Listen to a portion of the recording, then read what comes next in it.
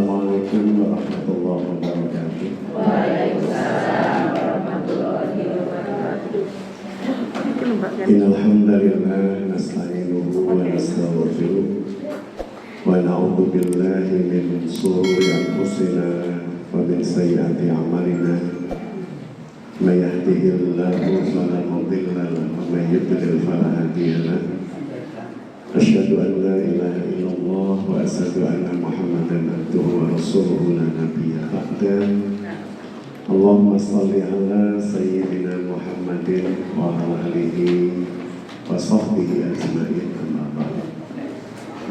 Alhamdulillah, alhamdulillah dirahmati Allah. Majelis Taklim Rawdatul Ilm, surganya ilmu atau kebun ilmu, yang kiranya Allah Subhanahu wa Ta'ala menetapkan kebaikan, keberkahan, perlindungan dan penjagaan Allah dumateng kula panjenengan sami. Puji syukur kepada Allah Subhanahu wa Ta'ala, di pagi yang penuh berkah ini kita kembali dimuliakan oleh Allah Subhanahu wa Ta'ala di 14 Ramadan 1446 Hijriah dalam sebaik-baik keadaan, yang kita senantiasa berharap agar kiranya Ramadan ini menjadi Ramadan terbaik kita dibanding Ramadan-Ramadan sebelumnya. Dan tentu bukan hanya menjadi Ramadan terbaik kita, tetapi harapan kita juga akan dipertemukan lagi oleh Allah dengan Ramadan-Ramadan berikutnya. Amin. Salawat salam semoga senantiasa teritikad bi qalbi wa qawlu bil lisan wal af'alu bil arkan ala Rasulillahi sallallahu alaihi wa alihi wasallam, uswatuna wa qudwatuna, yang kita berharap dan berhajat kiranya Allah Subhanahu wa Ta'ala dadosaken kula panjenengan sami umat Rasulullah yang kelak bisa membersamai beliau, umat Rasulullah yang kelak akan mendapat bagian syafaatul uzma dari beliau biidznillah atas izin Allah Subhanahu wa Ta'ala. Insyaallah. Mohon maaf, saya kerasa agak berat saya. Sing-singkan lengan ini bukan karena mau berjuang. Enggak nyampe Ustaz layarnya. Nomor ini. Sama dong. Memang hawanya ini. Terus para pendengar dirahmati Allah, hal yang sangat kita syukuri, kita sampai di 14 Ramadan ini bersebab ada banyak orang yang pengen berjumpa dengan Ramadan tapi nggak kesampaian, atau kesampaian nyampe di pintu gerbang Ramadan tapi nggak bisa ikut puasa, bersebab bisa jadi gerah atau sebab-sebab lain yang memang menjadikan beliau tidak bisa melaksanakan aktivitas puasa, atau sudah memasuki pintu gerbang Ramadan tapi nggak nyampe tanggal 14 ini. Jadi ini merupakan hal yang sangat kita syukuri, bersebab puasa itu adalah kemewahan suasana atau kemewahan situasi yang bersifat spiritual yang Allah hadirkan kepada kita semua. Jadi benar-benar ini kemewahan, bersebab sedikit saja kebaikan yang kita lakukan oleh Allah dilipat gandakan. Bukan hanya puluhan, tapi ratusan kali lipat, ribuan, bahkan tak terhingga kali. Sehingga Allah menyebutkan as-shawmu li, puasa itu untuk saya, wa ana ajzibi, dan akulah yang akan memberikan balasan. Ini merupakan cara Allah untuk menunjukkan betapa istimewanya bulan Ramadan dan puasa kita. Hari ini kita akan mengkaji salah satu tema di antara sekian banyak tema Ramadan, karena saya khawatir bertumpuk-tumpuk dengan para ustadz yang lain kalau yang kita bahas tentang keistimewaan Ramadan atau tata caranya atau fikih Ramadan dan seterusnya. Sehingga saya mengambil sisi Ramadan yang lain. Temanya apa? Ramadan habit. Habit itu apa? Kebiasaan. Yang menarik ketika kita berbicara tentang habit ini pola terbentuknya atau habit itu terbentuknya melalui pola tertentu. Jadi habit itu dibentuk melalui pola tertentu. Pola tertentu yang saya maksudkan adalah perilaku yang dilakukan oleh seseorang secara berulang-ulang dalam jangka waktu yang lama atau panjang, sehingga tersimpan di memori bawah sadarnya. Maka dia menjadi apa yang kemudian kita sebut dengan habit, sesuatu yang kemudian menjadi bagian dari karakternya. Jadi perilaku yang dilakukan secara berulang-ulang dalam jangka waktu yang panjang, dalam jangka waktu tertentu, sampai kemudian dia terinternalisasi di alam bawah sadar. Jadi kalau dia sudah terbentuk di alam bawah sadar pun, maka dia akan menjadi habit kula panjenengan sami. Cara orang wahing bersih itu bisa menunjukkan habit. Cara panjenengan menyapa seseorang, cara panjenengan mengintonasikan salam, cara panjenengan mengetuk pintu ketika bertamu, cara panjenengan mengenakan sandal ketika keluar masuk sebuah ruangan, dan seterusnya, itu semua menunjukkan bagian dari habit panjenengan yang seringkali kita tidak sadar bahwa itu adalah habit. Kita tidak sadar bahwa itu adalah kebiasaan kita, bersebab sudah secara otomatis alam bawah sadar kita mendrive, mengendalikan. Tapi secara tidak sadar panjenengan melakukannya. Ini yang disebut dengan apa, Bu?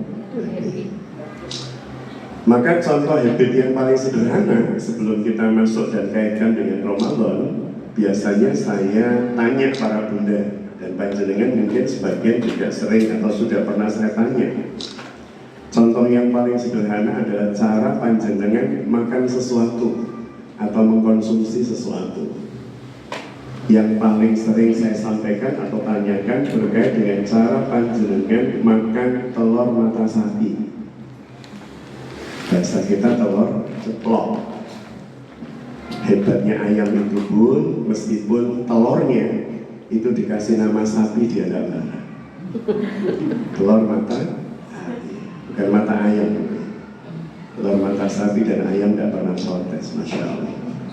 Jadi para bunda yang dirahmati Allah, ketika panjenengan makan telur mata sapi, saya yakin tidak semua orang di rumah bundur ini sama.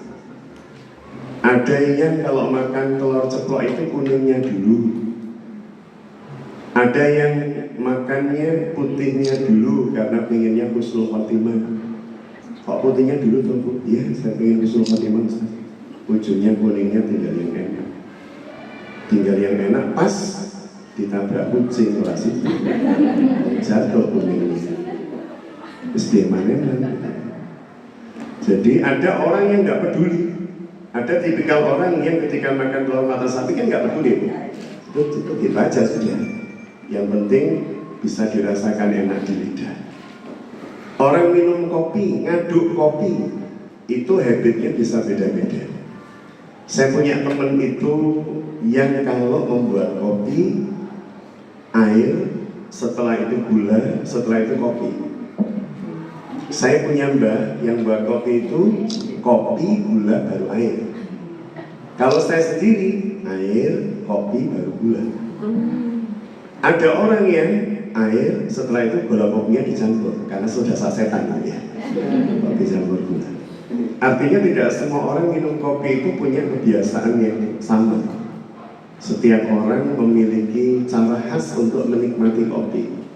Maka ketika ada seorang teman bilang sama saya, Ustaz, ada kopi enak di sana. Itu baristanya kalau buat kopi itu begini. Saya sampaikan pada beliau, berapa Pak per gelasnya? Kalau nggak salah 56, Ustaz. Saya bilang, lah kopi dekat rumah saya itu 4.000 enak. Artinya kalau saya itu lebih pada enak saya rasa. Bukan masalah kemudian detail buatnya begini, begitu, dan seterusnya. Pokoknya enak di lidah saya syukuri. Jadi tidak kemudian harus diribetkan dengan sesuatu yang sebenarnya bisa disederhanakan. Karena semakin kesini memang manusia itu banyak meribetkan sesuatu yang sejatinya sederhana untuk dinikmati. Jadi bagaimana cara makan mangga yang indah, dan seterusnya. Jadi para bunda yang dirahmati Allah, itu namanya habit ya. Habit makan saja bisa berbeda, habit minum bisa berbeda. Bergantung pada apa kebiasaan yang dilakukan dan secara berulang-ulang itu dia lakukan dalam jangka waktu yang panjang lama sehingga masuk di alam bawah sadar. Maka kalau sudah masuk di alam bawah sadar, dia akan melakukan secara otomatis. Nggak pakai dipikir dulu. Persis panjenengan dulu ketika belajar sepeda. Ketika bunda-bunda belajar sepeda ontel itu pernah jatuh nggak? Hampir bisa dipastikan semua pernah jatuh. Naik sepeda awal-awal ya, kita belajar. Jatuh atau nabrak? Mungkin nabrak pagar, gitu kan? Mungkin nabrak kucing, mungkin nabrak apa ya? Karena masih belum bisa mengendalikan diri dengan baik. Tetapi setelah panjenengan belajar berulang-ulang cara mengayuh, cara nyetir itu ya, dan seterusnya, maka pada saat tertentu panjenengan kemudian naik sepeda bahkan tanpa mikir. Awalnya jenengan belajar kan mikir, kaki mana dulu yang ditaruh. Setelah itu kemudian dikayuh dan seterusnya, kemudian kita fokus pada jalan. Masih ingat nggak Bu dulu belajar sepeda? Udah lupa Bu ya? Jenengan sudah kemasukan memorinya naiknya harga telur. Ya, berambang. Jadi kalau saya masih, sensasi saya dulu belajar sepeda itu masih kuat. Bagaimana kemudian saya ngatur kaki, bagaimana kemudian ketika ngayuh harus melihat jalan gitu kan.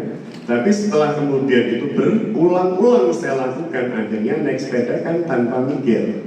Tiba-tiba nyengklak jalan, bahkan kadang kita bisa menikmati sepeda sambil bersepeda sambil menikmati yang lain. Menikmati pemandangan. Awal-awal belajar sepeda kan nggak berani begini-begini. Awal belajar sepeda ya lihat jalan gitu. Itu berarti naik sepeda sudah menjadi habit. Para bunda yang dirahmati Allah, setiap ibadah yang disyariatkan oleh Allah Subhanahu wa Ta'ala itu target akhirnya pasti menghadirkan habit-habit baik pada seorang hamba. Jadi Allah ingin memunculkan habit-habit baik pada diri panjenengan, mengaktifasi potensi-potensi baik yang tidak teraktivasi kalau tidak dipaksa dengan syariat. Contohnya Ramadan. Ramadan ini sejatinya pada awalnya tidak diwajibkan. Di mana kita bisa lihat Al-Baqarah 184. Itu masih bentuk pilihan. Wa 'alal ladzina yutiquna fidyatun ta'amu miskin. Kalau kalian tidak kuat puasa, boleh dengan membayar fidyah yang diberikan kepada orang-orang miskin. Wa man tatawwa'a khairan fa huwa khairul lah. Dan barang siapa yang mau berbuat baik, maka itu untuk dirinya. Jadi saat itu puasa masih belum diwajibkan. Sampai kemudian 185 Al-Baqarah, Syahrul Ramadan alladzi unzila fil Qur'an, dan seterusnya sampai la'allakum tashkurun. Puasa diwajibkan oleh Allah untuk seluruh kaum muslimin yang memenuhi syarat. Ada nggak pun orang yang tidak memenuhi syarat untuk berpuasa? Wonten yang sepuh engkang sampun boten kagungan kegiatan untuk melaksanakan aktivitas puasa. Mungkin sakit yang parah, mungkin usia yang terlalu sepuh ya, dan seterusnya itu tidak memenuhi syarat. Atau badannya seger, sehat, kuat, tapi akalnya tidak sehat, alias ODGJ. Maka ODGJ tidak termasuk yang berkewajiban berpuasa. Jadi kalau ada orang kok sehat, seger, kemudian tidak puasa, itu kemungkinannya ODGJ atau ini ODGJ gitu ya. Mau sehat, seger, nggak puasa, muslim berakal itu kan, sudah balik tidak puasa, jangan-jangan ODGJ atau dia masih bayi ya. Jadi tidak wajib puasa, balita. Jadi para bunda yang dirahmati Allah, setiap syariat itu pasti ujungnya Allah ingin mengaktifasi potensi-potensi baik panjenengan. Potensi baik manusia, jenengan contohkan apa? Potensi baik panjenengan. Potensi itu berarti sesuatu yang memang Allah berikan kepada seluruh manusia tanpa tapi. Semua diberi oleh Allah sejak lahir. Apa potensi baik panjenengan? Satu saja. Banyak. Potensi baik kita itu namanya fitrah. Di antara fitrah yang Allah Subhanahu wa taala berikan kepada panjenengan pun adalah kesabaran. Sabar itu potensi. Cuman yang namanya potensi manakala tidak dilatih, panjenengan punya otot, ya. Kalau kemudian tidak dilatih, dibiarkan mangkrak, tidak digerakkan, tidak dibuat relaksasi, tidak dibuat bergerak, ya, dan seterusnya, maka dia bisa mengalami kekurangan massa otot secara drastis. Di sini mungkin ada perawat atau dokter bisa lebih menjelaskan dibanding saya. Sehingga ketika massa ototnya berkurang secara drastis, kadang ngangkat sesuatu yang tidak begitu berat, tangan sudah sakit. Saya pernah mengalami tangan saya untuk nyapu itu sakit. Nyapu lantai sakit. Ini pasti ada yang nggak beres. Sampai kemudian saya aktifkan olahraga saya lagi. Kalau dulu bulu tangkis, tapi karena tulang di punggung saya sempat mengalami cedera, akhirnya nggak bisa. Kalau untuk bulu tangkis agak berat. Akhirnya saya pakai tenis meja. Ketika saya pakai pingpong, nggak sampai 1 bulan, itu tangan digerakkan untuk apa? Jadi ringan, enteng. Artinya apa? Oh, berarti sakitnya, lemahnya bersebab jarang dipakai. Artinya potensi-potensi yang panjenengan miliki, yang Allah berikan itu kalau nggak dilatih, kalau nggak diasah, maka dia akan mengalami proses pelemahan secara drastis. Berarti tugas panjenengan pun adalah mengasah, melatih keseluruhan potensi yang Allah berikan. Dan Allah Subhanahu wa taala itu tahu pun siapa kita. Allah yang menciptakan. Allah itu tahu siapa kita. Saya sampaikan pada saat kajian di Istiqomah kapan hari, bahwa manusia yang diciptakan ini adalah makhluk yang senangnya ngegas, nggak seneng rem. Bunda-bunda lebih senang kalau naik motor banyak ngegasnya atau banyak ngeremnya? Banyak ngegasnya, kelihatan dari wajah. Kita semua itu orang yang suka ngegas, sampai ngomongnya jadi ngegas, gitu kan? Nggak ada. Jadi sukanya ngegas kalau naik kendaraan itu. Kalau bisa bahkan ngerem itu sekali 2 kali saja. Sehingga sampai-sampai harus dibuatkan jalan tol agar supaya ngegas terus jalan rem. Kalau kita mau ke Surabaya, ditawari lewat bawah atau lewat tol, ini lewat tol. Kenapa? Jalan rem, iya nggak Pak? Sehingga cepat nyampe ke jalan rem. Allah itu tahu model kita itu begitu, Allah yang mencipta. Dan Allah juga tahu, karena Allah yang mencipta, Allah sudah nyiapin loh manusia itu potensi untuk ngerem. Karena kalau ngegas tok mboten kagungan rem di bahaya. Ngerem tok mboten tau ngegas ya ora mlaku.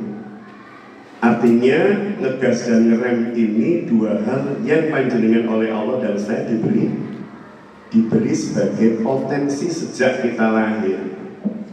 Tugas kita adalah menggunakan sesuai dengan fungsi dan proporsinya. Fungsi dan proporsinya. Berarti ngegas dipakai nggak harus, tapi harus tahu proporsionalitasnya ngegas itu pada saat apa, di mana, kapan, dan caranya. Jenengan kalau naik motor Bu, belajar cara ngegas nggak Pak? Belajar. Nyocokkan dengan gas yang kita pegang dengan tangan kanan ini kan Bu? Saya pernah punya motor Honda 800, sudah lama. Saya menikah, istri saya motornya lebih bagus dibanding saya. Dia punya Prima 91. Itu masih terhitung baru karena kami menikah tahun 90. Sehingga ketika kemudian saya ganti dari motor saya ke motor istri, itu sempat kaget karena motor saya itu digas begini baru jalan. Tapi motornya istri Prima 91 baru saya ganti dikit sudah. Artinya butuh penyesuaian, butuh belajar lagi, sehingga sampai kemudian merasa nyaman pakai Prima, nyaman pakai Honda 800 juga nyaman karena sudah tahu selanya. Artinya para bunda yang dirahmati Allah, bahkan ngegas pun butuh belajar. Kapan harus dikeluarkan, dilepaskan, kapan kemudian remnya yang harus dikeluarkan. Ngomong ngegas itu boleh, bukan tidak boleh. Tetapi bolehnya adalah pada saat dan waktu serta tempat yang tepat. Dan cara mengeluarkan gas kalimat kita juga tepat. Rasulullah itu pernah ngegas kalimatnya kepada Usama bin Zaid ketika beliau tahu kesalahan yang sangat berat, sehingga beliau mengucapkan dengan intonasi yang meninggi. Istilah kita intonasi meninggi itu kan tegas. Tapi saat itu memang saat sangat krusial, yang kalau itu dilanggar sangat berbahaya, berkaitan dengan pertempuran. Tapi kalau setiap ngomong dengan orang ngegas, ini salah nyetel. Setiap ngomong dengan anak ngegas, setiap ngomong dengan pasangan ngegas. Mas, udah mandi belum? Adik, udah makan belum? Ini kan salah letak. Padahal dalam bahasa hati itu, kalau ada orang itu teriak-teriak, itu tanda bahwa kalau jarak itu jauh. Gitu betul? Butuh teriak. Tapi kalau kemudian orang dekat, kita kan nggak butuh teriak. Oh, berarti kalau ada orang dekat kita tetap teriak, itu hati kita sedang jauh dari dia. Ya enggak? Jenengan kalau hatinya sedang nggak dekat sama suami, itu kan bisa meskipun dekat ngomongnya kayak jauh gitu. Apa itu mas? Itu berarti hati kita sedang jauh. Artinya apa? Tegas dan ngerem itu butuh latihan. Dan Allah Subhanahu wa Ta'ala menjadikan bulan Ramadan itu sebagai bulan training, bulan tarbiyah. Makanya Ramadan itu kadang disebut syahrul apa bu? Syahrul Quran. Apalagi apa? Ada lagi apa? Ramadan, syahrul Quran. Terus? Syahrul Mubarak, bulan yang penuh berkah. Ada lagi bulan apa bu? Bulan pengeluaran tambah banyak, itu enggak salah. Saya sih lebih sedikit. Ada syahrul Quran, syahrul Mubarak, syahrul Maghfirah, bulan yang penuh ampunan. Ada syahrul Tarbiyah, bulan pendidikan, bulan dimana kita dididik oleh Allah Subhanahu wa Ta'ala. Bun, lawang namanya otot tubuh tadi itu butuh dilatih.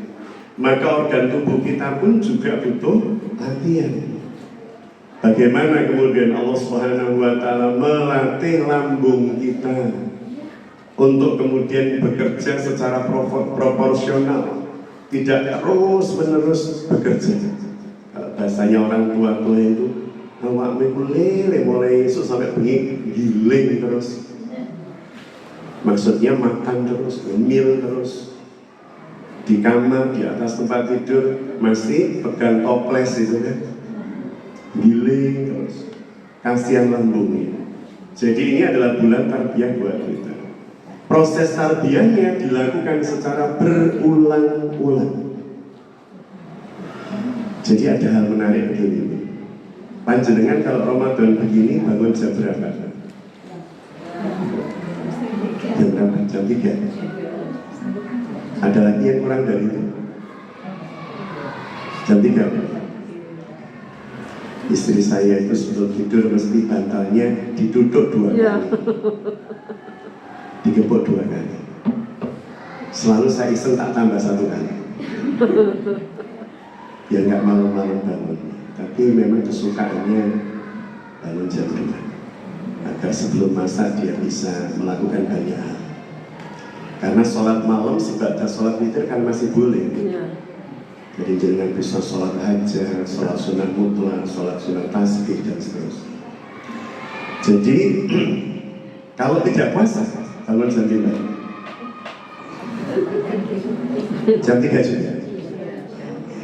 Tergantung kebiasaan Iya, Ustaz. perubahan memang ya. Tapi luar biasa, bagi saya itu luar biasa. Bagi saya luar biasa. Mungkin kalau masuk subuhnya itu jam 3:30, jenengan akan rubah bangunnya. Ya, bisa jam 2 atau 2:30. Ini mungkin karena subuhnya, jika jenengan bangun jam 3 sebagaimana sebelum puasa. Yang menarik begini, dulu ketika panjenengan masih bayi, masih ingat Bu? Pasti nggak ingat. Oh bayi. Pada saat kita masih bayi, semua bayi itu pasti bangun sebelum subuh. Iya nggak?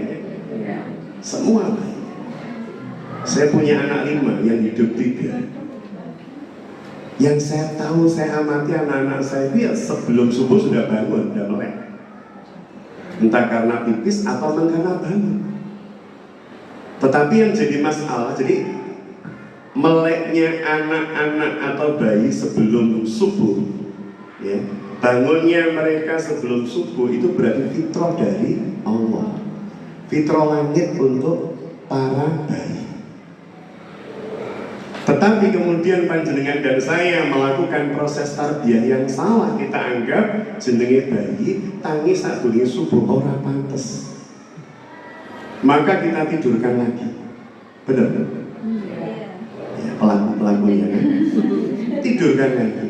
Bayi kok tangi yang ini orang pantes. Iya, cek bunyi cek petengah cek. Hanya karena kita nggak pengen repot.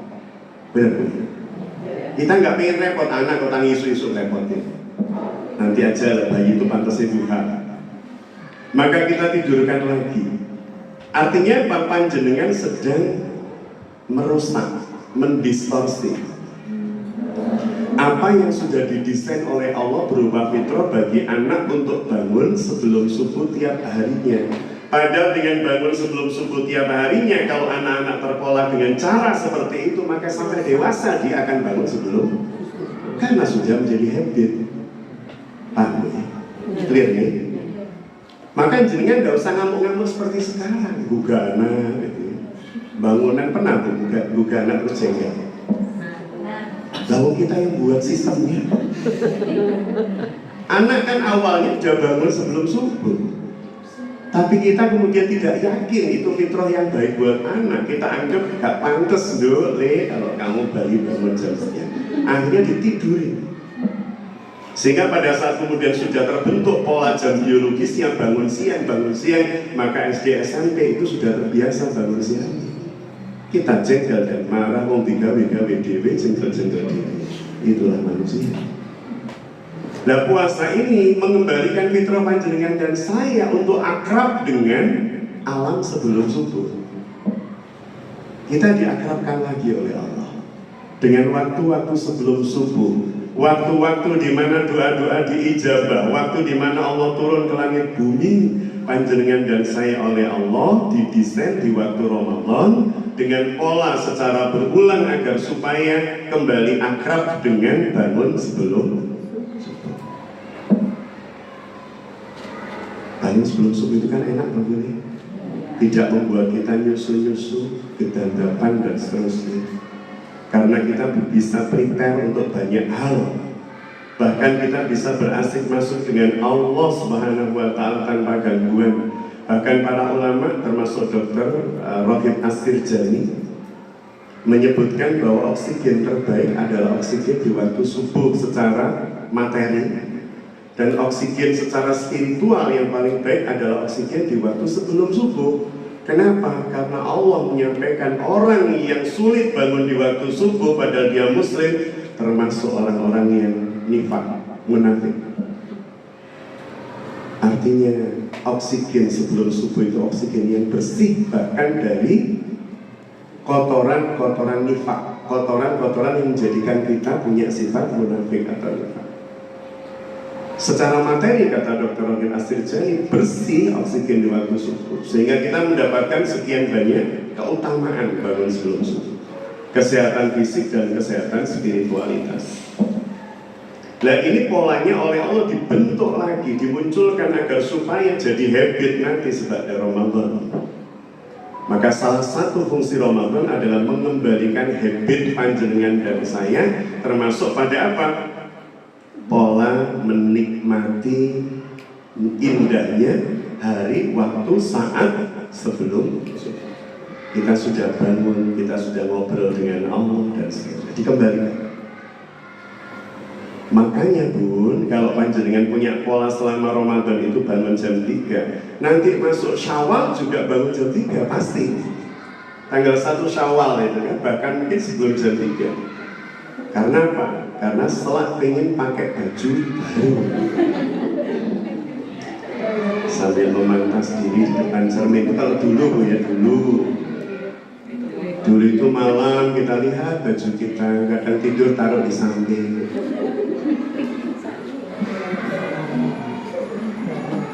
Pengen segera pakai. Jadi pola seperti itu oleh Allah dimunculkan lagi, dibangunkan lagi, dijadikan bagian dari karakter panjenengan lagi. Kenapa? Karena banyak manusia yang dalam hidupnya menyia-nyiakan waktu yang sangat utama ini. Allah lebu sudah nunggu panjenengan di langit bumi untuk kemudian berfirman, siapa yang memohon ampun saya ampuni, siapa yang meminta akan saya ijabah. Allah sudah nunggu kita di langit bumi di sepertiga malam terakhir. Maka jenengan masuk Syawal pasti bangun sudah seirama dengan Ramadan. Tapi ada orang-orang yang ketika masuk tanggal 2-3 Syawal sebenarnya jam biologisnya masih membangunkan dia jam 3.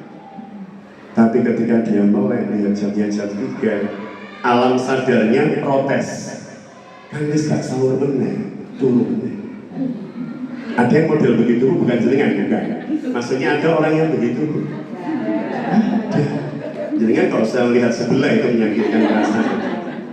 Jadi ada yang tipikal begitu. Ketika kemudian sudah dibentuk oleh Allah dengan ibadah puasa, jenengan sudah terbentuk menikmati bangun di udara yang bersih secara fisik, oksigennya, dan secara spiritual itu adalah oksigen terbaik yang dihirup seorang mukmin. Masuk Syawal 2-3 hari kembali ke pola lama karena merasa tidak lagi wajib sahur, meskipun sahur itu sunat. Tidak lagi wajib bangun sebelum subuh. Ini berarti merusak pola dan dia tidak paham kenapa Allah mewajibkan kita puasa. Jadi menghadirkan puasa itu Bun, mengembalikan panjenengan pada fitrah. Fitrah itu berarti desain langit untuk kita, desain Allah buat kita di awal-awal. Satu, berkaitan dengan bangun tadi. 2, manusia, panjenengan dan saya ini adalah makhluk yang bentuknya ada bentuk fisik, ada bentuk non fisik. Bentuk fisik nggih, kalau bahasa Surabaya ini nggih blegere awake. Bentuk non fisik, emosionalitas, spiritualitas, ini bentuk-bentuk non fisik. Kira-kira Bun, kalau fisik itu butuh asupan, non fisik butuh asupan enggak? Butuh. Kalau fisik kita itu butuh asupan yang bergizi, asupan yang dibutuhkan, bukan yang diinginkan, maka non fisik panjenengan juga begitu. Non fisik kita itu juga butuh asupan yang bergizi. Allah Subhanahu wa Ta'ala mengembalikan kesadaran manusia pada pemahaman bahwa saya itu bukan hanya fisik ini, tapi saya juga termasuk roh yang ada di dalam diri saya. Saya juga termasuk rasa dan emosionalitas yang ada dalam diri saya. Maka puasa mengembalikan kesadaran panjenengan akan itu. Dengan cara apa? Dengan cara Bun, selama 11 bulan sebelum Ramadan, panjenengan dan saya banyak disibukkan dengan hal yang bersifat fisik. Gini boleh. Pada saat Ramadan kemarin kami berbagi di kantor bea cukai. Di sana ada istilah flexing time. Jadi pada saat Ramadan itu waktu boleh molor melang, sehingga kemudian masuk tidak lagi jam 8 tapi boleh setengah 9. Artinya ketika kemudian panjenengan masuk Ramadan, apa yang sifatnya fisikal itu kan dikurangi.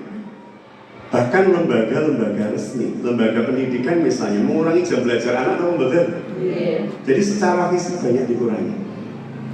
Kalau hal-hal secara fisik yang sifatnya fisik dikurangi, sejatinya pun Allah hendak memahamkan panjenengan atau mengajari kita agar supaya kalau Ramadan itu lebih peka terhadap hal yang bersifat non-fisik yang ada di dalam diri kita. Maka hal yang bersifat fisik dikurangi agar supaya kepekaan terhadap hal yang bersifat non-fisik itu muncul.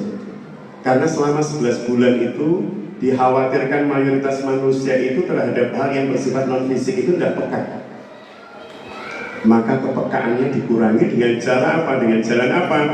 Kebutuhannya atas hal yang bersifat fisik oleh Allah ditahan, bahkan diharamkan. Bun, makan daging babi haram atau halal? Haram. Makan tahu halal atau haram? Bisa halal, bisa haram. Kalau tahu teman kita ya haram sebelum dapat izinnya. Tapi secara isi ya kandungan halal, gitu kan Bun ya? Tetapi puasa menjadikan yang halal itu halal. Benar kan? Kalau panjenengan ibadah secara umum itu kan diperintahkan untuk melakukan, bergerak beraktivitas sholat, melakukan haji, melakukan umroh, melakukan sedekah, melakukan. Tapi kalau puasa itu kan perintahnya untuk tidak melakukan. Puasa itu kan perintahnya untuk tidak melakukan. Tidak boleh makan, tidak boleh minum, tidak boleh jima, tidak boleh lorot, tidak boleh macam-macam. Bersebab itu tadi Bu, Allah Subhanahu wa Ta'ala Maha tahu manusia itu selama 11 bulan cuma ngopeni apa yang bersifat fisik. Hari demi hari yang dilihat itu, waduh skincare sentek. Hari demi hari yang dilihat itu, aduh apa misalnya berasnya udah mulai habis, telurnya mulai macam-macam. Ramadan dikurangi kebutuhan kita atas itu semua. Kalau di luar bulan Ramadan mungkin panjenengan pagi sudah disibukkan dan diribetkan dengan harus masak apa dan seterusnya. Bagi ibu-ibu yang masak, karena ada ibu-ibu yang nggak suka masak, dan itu bukan aib, asalkan keseluruhan tugas rumah tanggaan tercover. Karena Ibunda Aisyah itu nggak suka masak, nggak pintar masak lebih tepatnya, nggak pintar masak. Tapi jangan langsung kemudian jangan, oh berarti aku persis Aisyah. Nggak pintar masak iya, tetapi Ibunda Aisyah selalu menyajikan yang terbaik buat suami. Dari makanan yang paling disukai Rasul, beliau tahu.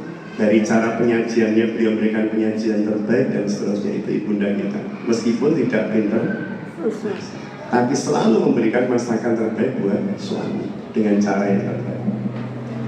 Jadi para bunda yang dirahmati Allah, kembali kepada dikuranginya kebutuhan-kebutuhan yang sifatnya fisik atau materi, agar para bunda saya kita kembali peka terhadap spiritualitas kita, potensi spiritualitas kita.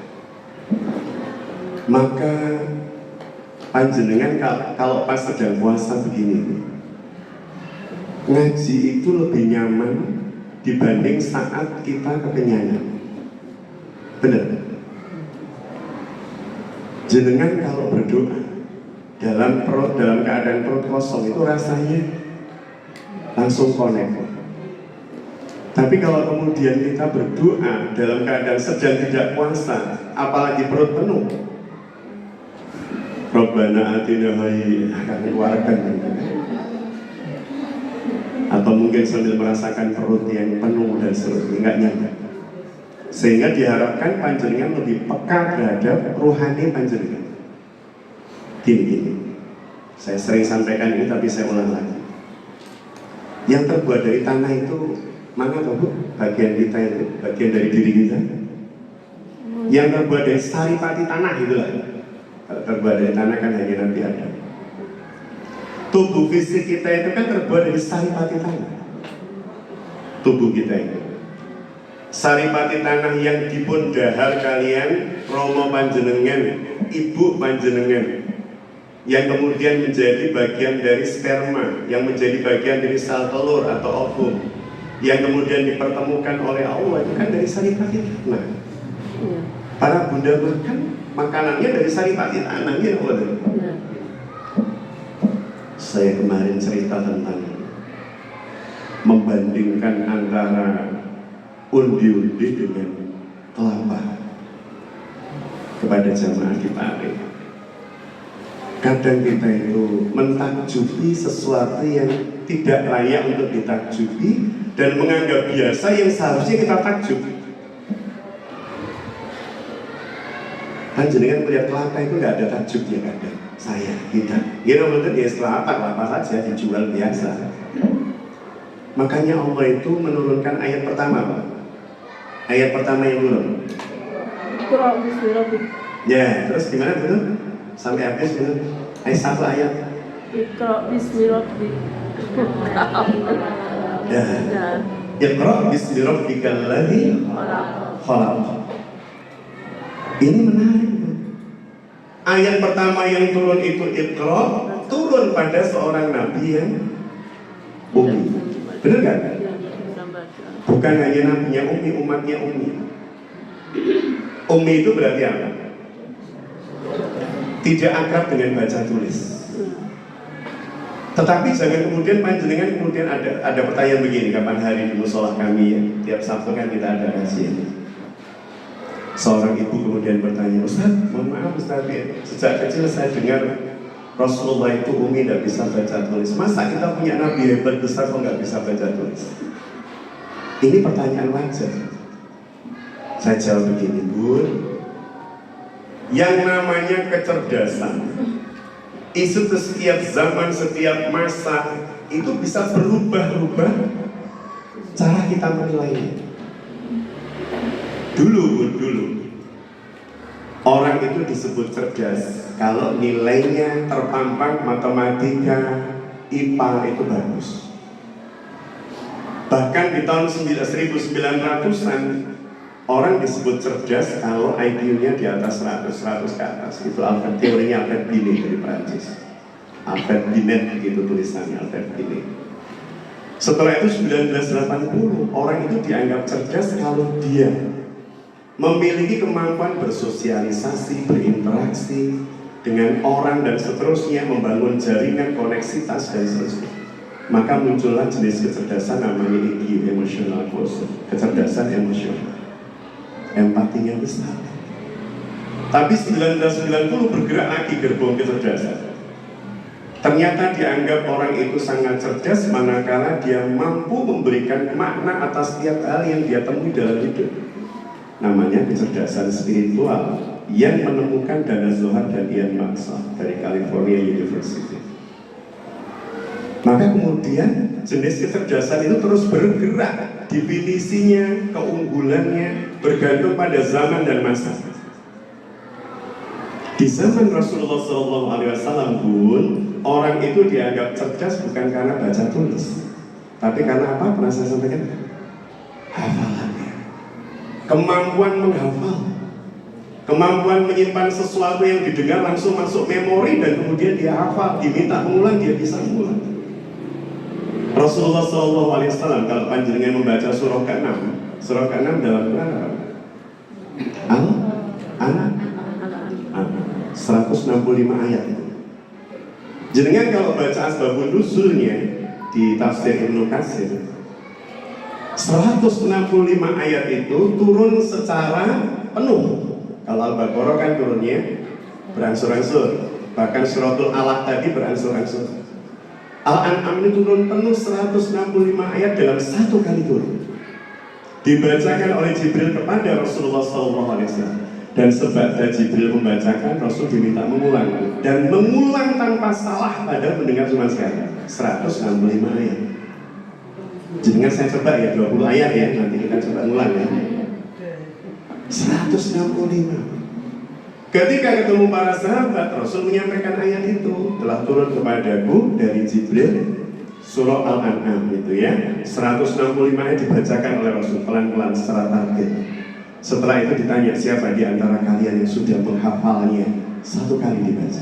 Dan ada satu orang yang katakan namanya Abdullah bin Mas'ud. Maka beliau disebut sebagai salah satu ahli Qur'annya Rasul. Abdullah bin Mas'ud mengangkat tangannya dan kemudian mengulang seluruh ayat tanpa salah, padahal cuma mendengar. Maka hari itu orang yang cerdas adalah orang yang mampu menghimpun informasi di dalam otaknya, memorinya, dan dia bisa mengulangi tanpa salah. Bukan perkara bisa baca atau tulis. Karena kalau kemudian perkaranya pada bisa baca atau tulis, kadang kemudian ketika bukunya hilang, udah nggak tahu harus jawab apa. Ada orang begitu, catatannya lengkap pelajaran, tapi ketika bukunya hilang, ya sudah apa? Nggak tahu pelajaran ini apa isinya apa. Jadi saya sampaikan pada si penanya tadi, Bu, Rasulullah itu kecerdasannya bahkan lebih dibanding rata-rata. Ustadz Felix itu 123, Ustadz Adi Hidayat 132 IQ-nya. Kalau Muhammad Hatta ini cuma 111. Diukur, setiap orang kan dulu diukur, Bu, ya, waktu kita SMA. Itu aja udah saya syukuri. Maka para bunda yang dirahmati Allah, bukan perkara berapa IQ-nya, tetapi Iqra bismi rabbik itu gini. Iqra itu maknanya apa? Bacalah dengan nama Tuhanmu. Iqra itu kalau diterjemahkan bacalah. Berarti kalimat apa? Kalimat berita atau perintah atau tanya? Perintah. Ketika kemudian ada kalimat, ada kata Iqra, harus ada objeknya kan? Ada. Iya. Pertanyaan saya, dalam ayat itu apa ada objeknya? Dalam ayat itu apa ada objeknya? Tidak ada. Ini ayat yang dasar sekali, sehingga dia menggemparkan Jazirah Arab.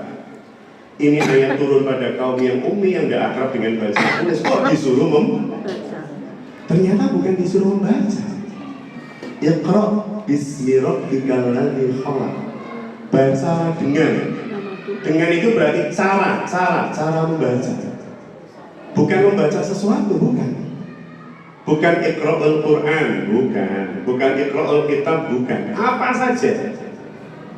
Ternyata masalah yang ingin didobrak oleh ayat itu adalah bukan apa yang kita baca, tetapi cara membaca kita yang selama ini salah. Jadi Allah Subhanahu wa Ta'ala mendobrak cara berpikir manusia. Kita nanti coba untuk menjadikan habit juga di bulan Ramadan. Makanya saya termasuk yang kurang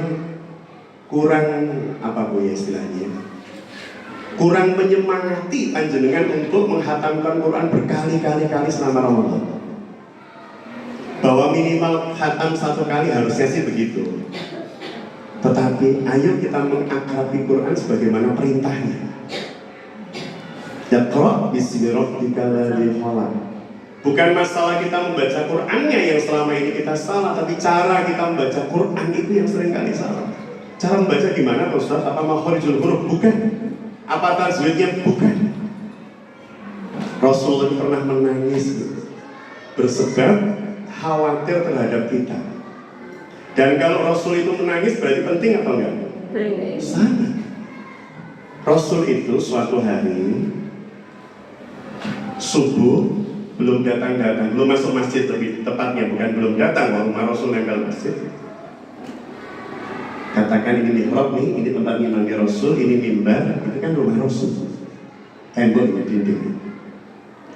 Sampai jelang waktu subuh habis, Rasul belum masuk.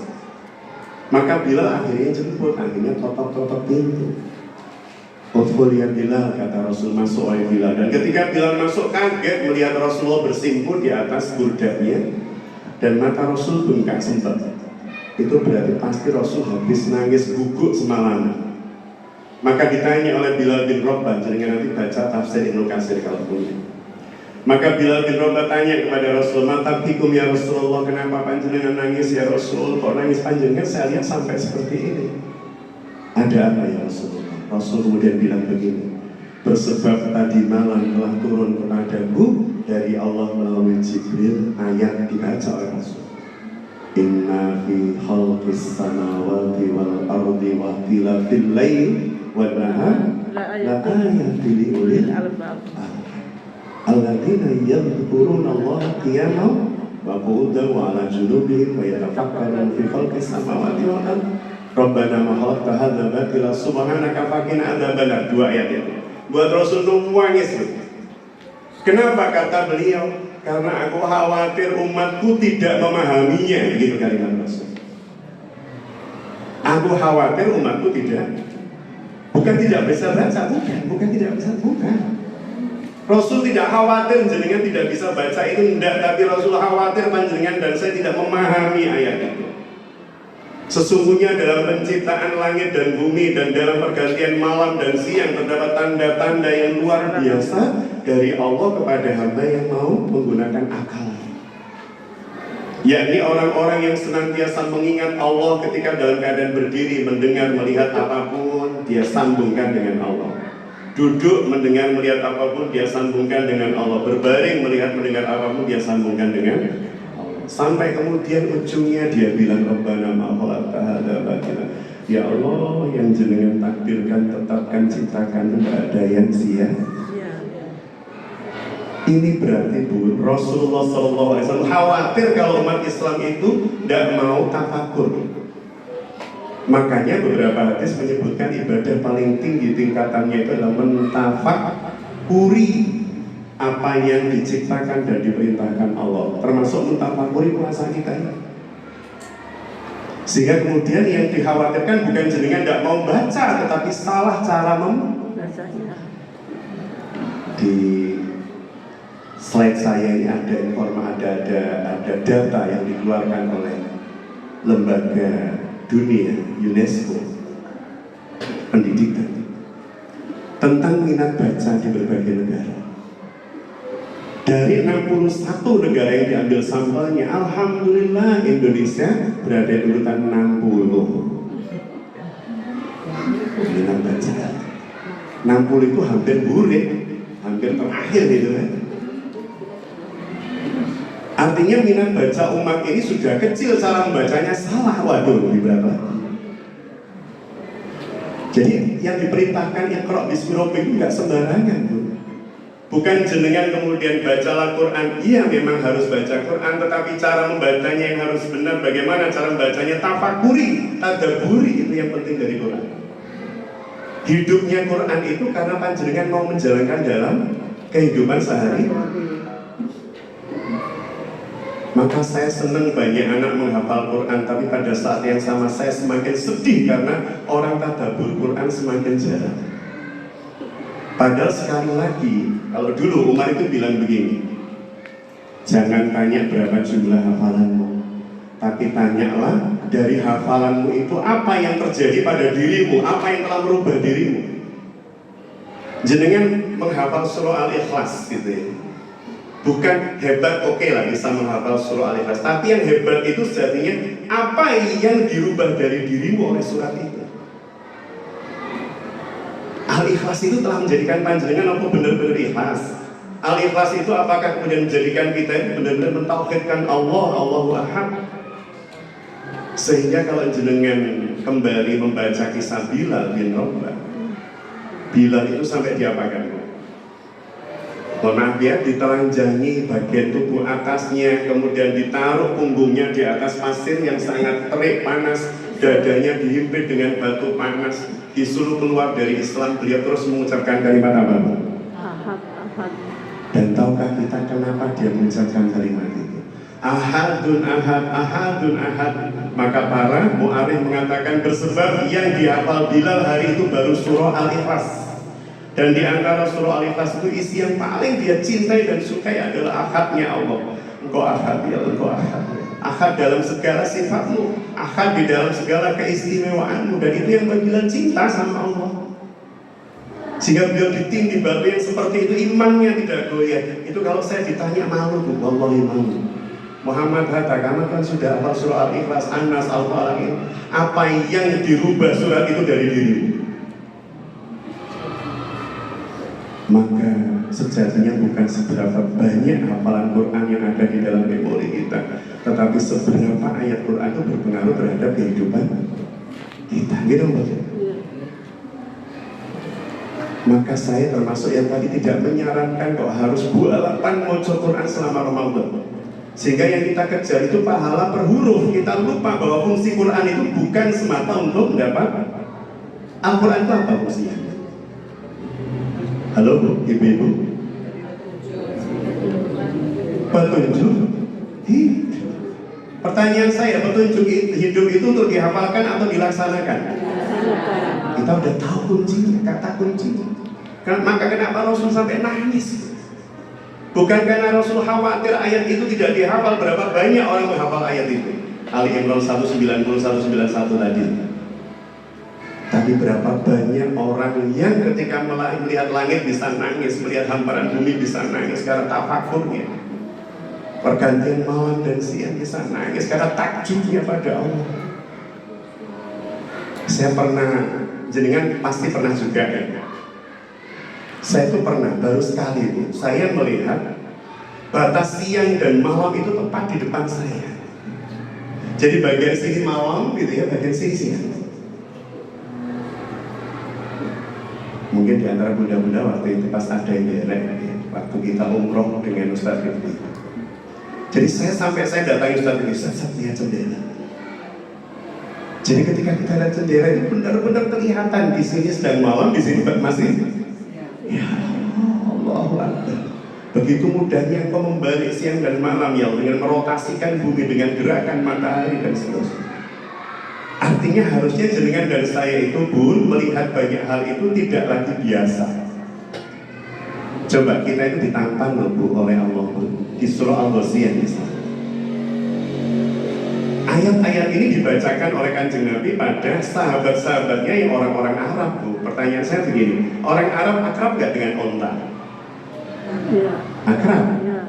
Kira-kira tiap hari lihat onta gak Bu? Iya. Hampir tiap hari lihat. Tetapi ternyata Allah Subhanahu wa Ta'ala negur mereka Bu, dengan kalimat dalam surah Al-Ghasiyah itu tiba-tiba saya lupa Bu.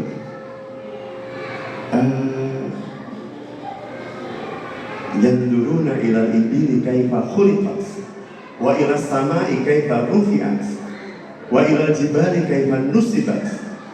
Dan tidaklah kalian melihat bagaimana unta itu diciptakan. Mereka itu akrab dengan unta, tiap hari melihat unta. Tapi Allah menampar mereka dengan kalimat, tidakkah kalian melihat unta itu bagaimana saya menciptakan? Maksudnya Allah ingin bilang, kalau kamu lihat unta itu jangan sekedar dilihat begitu loh. Amati tafakuri. Karena semua yang Allah hadirkan di sekitar kita itu sebenarnya cara Allah untuk mengenalkan dirinya kepada kita. Maka orang gagal kenal Allah kalau kemudian jarang ibadah tafakur. Makanya Rasul sampai nangis, saya khawatir umat saya itu nggak ngerti ayat ini. Sehingga mereka menganggap apapun jadi biasa. Maka Iqra bismi rabbik itu memecah otak kita. Bacalah dengan cara membaca yang benar, cara membaca yang melibatkan asma Allah, Zat yang maha menciptakan. Oh berarti kita harus membaca gimana ya Allah menciptakan Allah. Kan bismi rabbikal ladzi khalaq. Al-Khaliq itu apa? Yang maha mencipta. Yang maha mencipta. Jadi Allah nggak pengen kita cuma melihat kuda, jangan, tapi lihat bagaimana kuda itu dicipta oleh Allah. Afala yanduruna ilal ibili kaifa khuliqat, dan lihatlah bagaimana aku menciptakan unta. Jangan cuma dilihat kemudian kita foto bareng unta ini guyu klek. Ira. Kita itu sudah terjebak pada hal seperti itu. Ramadan itu mengingatkan kita kembali untuk mentafakur itu. Hidup itu jadi slow living. Hidup kita diperlambat. Ramadan waktu menjadi lebih lambat kan? Benar nggak? Dibanding hidup biasa dalam kehidupan sehari-hari, tiba-tiba sore, tiba-tiba maghrib, tiba-tiba malam kan gitu. Untuk apa? Mau tafakur, diperlambat cara kita melihat sesuatu agar supaya mau tafakur. Coba lihat unta misalnya tuh ayat ini beliau. Bun, bayangkan kalau yang diciptakan habis waktunya, mohon maaf terakhir ini ya. Bayangkan kalau yang diciptakan oleh Allah di padang pasir itu hewan itu gajah. Itu kan gajah itu kan hewan yang tidak kompatibel di padang pasir. Kakinya segede itu, tubuhnya itu kalau hidup di padang pasir kasihan loh gajah itu. Iya betul? Jalannya sulit bun. Yang kedua gajah itu butuh airnya banyak. Sehingga kemudian ketika di padang pasir jarang air, nggak bisa hidup gajah. Loh Abroha itu Ustaz, itu bukan binatang Arab. Gajah itu binatang Afrika. Abroha kan dari Afrika, dari Habasyah. Dia bawa tentara bergajah itu dari Yaman. Dari Habasyah bergerak ke Yaman. Setelah itu bergerak menuju ke Mekah. Jadi Allah mendesain unta sebagai binatang yang hidup di padang pasir. Lihat bun, yang pertama kakinya, nanti lihat di YouTube, kaki unta. Itu adalah kaki yang paling kompatibel dari binatang di padang pasir. Untuk berjalannya menjadi lebih mudah, ringan.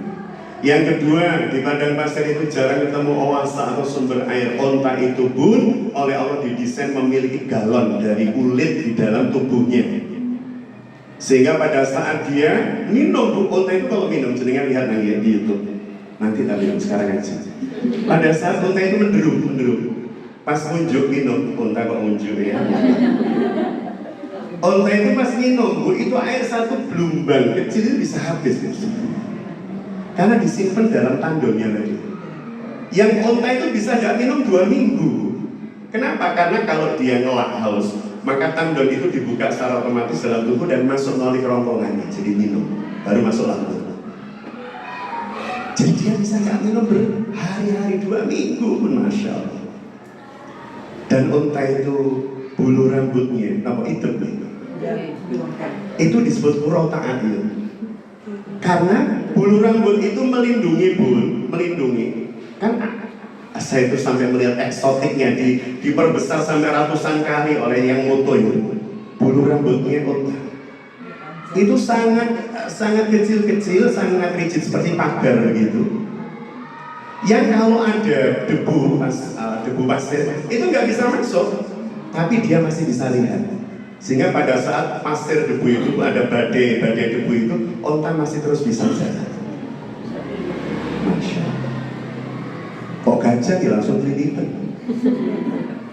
Jadi apal ini dikaifa, apal yang dulu nali ini dikaifa hulikot. Coba lihat wahai manusia.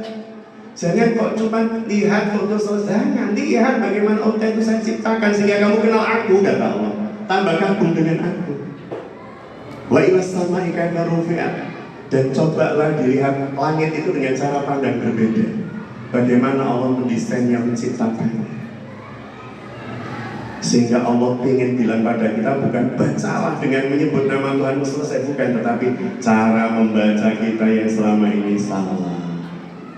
Ayo ubah cara baca kita terhadap anak, pasangan, terhadap diri, terhadap sekitar kita, untuk kemudian kita lebih cinta Allah, lebih ngerti Allah dan seterusnya. Baik, para bunda yang dirahmati Allah, sehingga semoga Ramadan ini panjenengan dan saya juga memiliki cara membaca yang terus di-upgrade menjadi cara membaca yang benar, dan habit kita pada akhirnya kalau sudah begitu melihat apapun, maka cara kita membacanya akan menjadi ya. Ada yang mau ditanyakan? Salam betul-betul. Baik, maghrib hari ini pukul 17.49. Hari mau ditanyakan. Baik, alhamdulillah dirahmati Allah. Jazakumullah khairan katsiran. Mohon maaf sekali salah pemaparan penyajian sebelum Syawal di bulan yang penuh dengan kebaikan dan maghfirah ini. Saya secara pribadi Muhammad Hatta dan keluarga, jika selama berinteraksi dengan panjenengan pasti ada salah dan pasti ada kurang, saya mohon dilapangkan hati panjenengan untuk bisa memaafkan. Jazakumullah khairan katsiran. Kiranya Allah memberkahi kalau panjenengan sami keluarga kita, menjadikan sakinah, mawaddah, warahmah, wabarakah, menghadirkan putra putri yang saleh-salehah, qurrata a'yun, dan menjadikan keluarga kita senantiasa terlindungi, terjaga dan terberkahi oleh Allah Subhanahu wa taala. Kita tutup dengan doa kafaratul majelis. Subhanakallahumma wa bihamdika asyhadu an la ilaha illa anta astaghfiruka wa atubu ilaik. Ihdinas siratal mustaqim. Assalamualaikum warahmatullahi wabarakatuh. wabarakatuh.